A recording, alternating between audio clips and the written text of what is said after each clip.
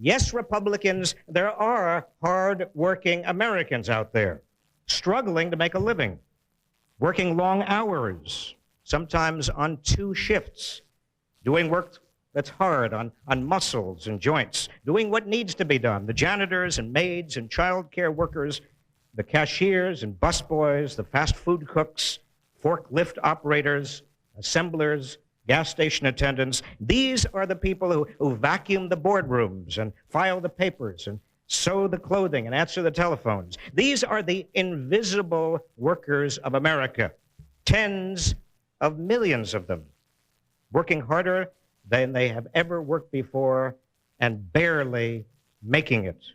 But the discussion about the minimum wage, like so many other discussions that we ought to be having in Washington about wages and working people, has been muddied by mistruths.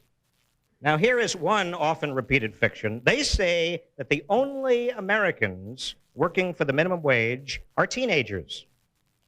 Let me give you the facts.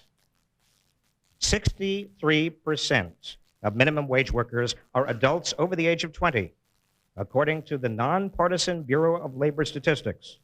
And 3 out of 5 minimum wage workers are women, who are also shouldering most of the responsibility for cooking the meals and cleaning the house and shuttling the kids to daycare.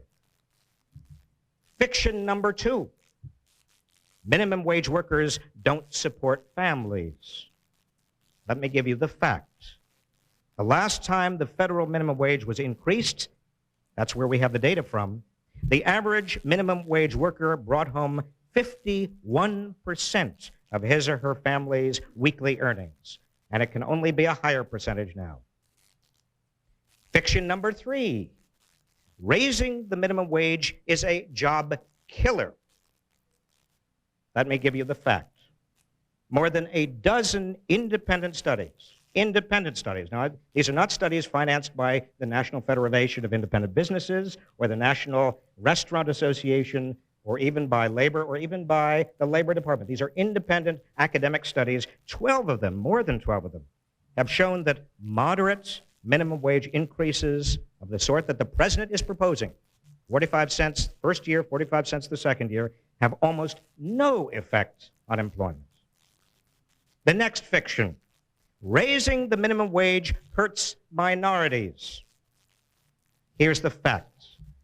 African Americans and Hispanics are more heavily represented in the minimum wage workforce than they are in the workforce at large. Raising the minimum wage will actually benefit them.